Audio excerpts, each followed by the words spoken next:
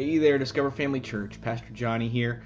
Hope you guys are having a great start to your week this Monday. I hope you guys got a chance yesterday to watch the message, and Pastor Jeff walked us through the Lord's Prayer, which is such a great message. I really enjoyed hearing him and letting him share with the church, and we'll be letting him do more of that as we keep moving through this whole season that we're in right now. And thanks for enjoying it and putting up with me playing guitar with the band, having a good time. I love worship, and I led worship for a bunch of years, and haven't done it in about a decade, and so it's been fun to sort of dust off the old guitar and sing some worship with you guys, and it was great being able to jam out with the guys for a little while and do some worship, and so I hope you guys really liked it.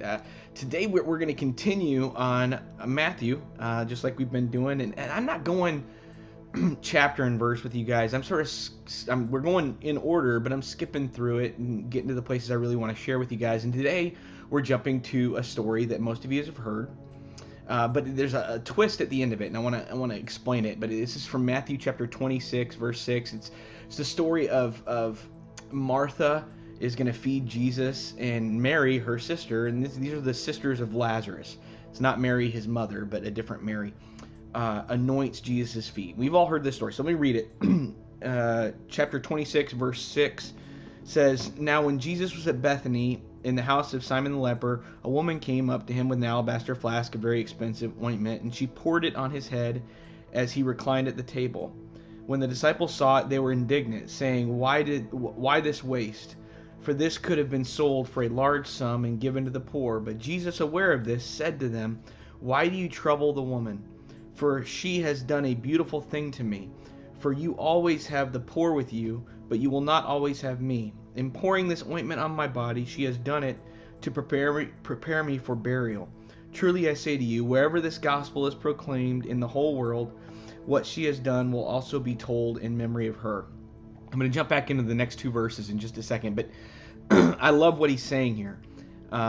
In this version of the Bible, it doesn't identify the disciple that gets angry at him over this, but it's Judas who does it, and he gets angry that she did this. Then this was a perfume that was, a year's salary. I mean, this was not this would be like the most expensive perfume on the planet, and she decided that she was going to pour it on Jesus. And I love how he says in that perfume, you guys, have you ever smelled like I have this little vial of stuff that is it's an essential oil, but you're supposed to put it behind the ears of kids, and I for when we're going out fishing. I have it for Arliss, and for Linus it's in my tackle bag. I keep it there in case I'm taking them out on a boat. And it's an essential oil that is supposed to help them not get seasick when we go offshore fishing.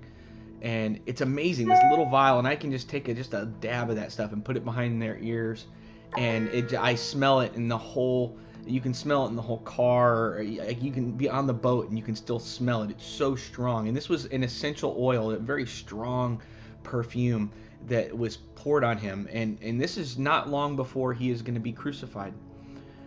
Which means that when they were nailing his hands and his feet, the soldiers would have smelled this perfume on him still. It was still going to permeate.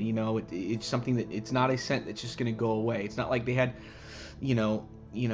really high pressure showers to wash this stuff off. It was an oil. It was in his hair. It was on his body.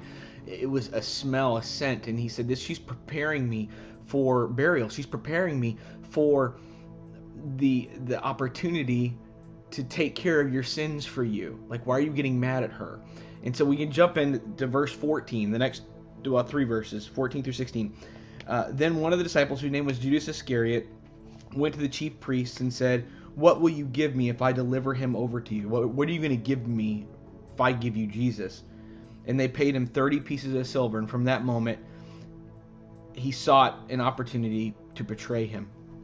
This woman's really extravagant generosity in pouring out this expensive ointment, this perfume on Jesus, you see here is it stands in this stark contrast to the greed that drove Judas to betray Jesus for 30 pieces of silver. The condition of each of their hearts is revealed in their actions. Following after Jesus, it begins, it requires faith, but faith will change your actions. And what we see here is that her faith was strong and his faith was not, because her actions led herself to pour out her love on Jesus. And his actions were to take money and greed over Jesus.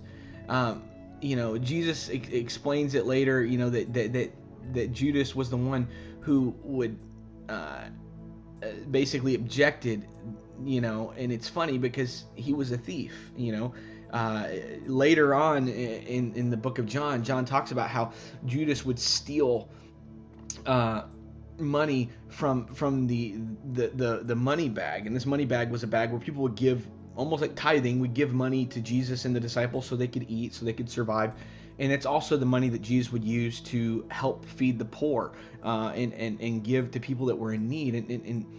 And in this moment, you see, given the choice between serving God or serving money, Judas chose money. He proved the theory that we talked about a few days ago, that you can't serve two masters. You're going to serve one and you're going to hate the other. And that's what he chose. And in the contrast to that, when you look through this, the woman, Mary, she illustrates the truth in the idea of the hidden treasure. The truth that came from the parable that Jesus told to the rich young ruler of the hidden treasure and the pearl that was of great value. And Jesus basically to her was more valuable than any of her personal property. Jesus was more valuable than her financial security. He was the most valuable thing to her. And what we see is such a beautiful story of contrast, one after the other. One saying, I'm going to give everything to you. I don't care what it means to me. I'm going to give you the best I have, and I want to lavish my love on you because you're and she's doing it as he's heading towards the cross. And he's saying, I don't love you. I want money, and for that I'm going to send you to the cross. Two complete diametrically opposed contrasts of heart. Your actions are not what save you, but your actions are a really good indicator of where your heart is. That's why he says, where your heart, that it's, that where your heart is, also, and that I totally misspoke that, but that is where your heart is going to be, is where your actions are. Where your actions lie is where your heart is going to be. And so today, look at your actions, what you're doing each and every day, and go, you know what? Are these actions speaking to the heart of loving Jesus? Are they speaking to the heart of loving other things? Am I serving a different master? And do your best to say, I want my actions to be about him. And I want people to look at the things I do and go, wow, that person doesn't care about anything but Jesus. And the cool thing is that Jesus takes care of us in those moments. He's taking care of the church, and he's taking care of us. And we can know that our actions are going to speak louder than our words. They obviously did with Judas. I love you guys. I hope you're having a great day, and we will see you later.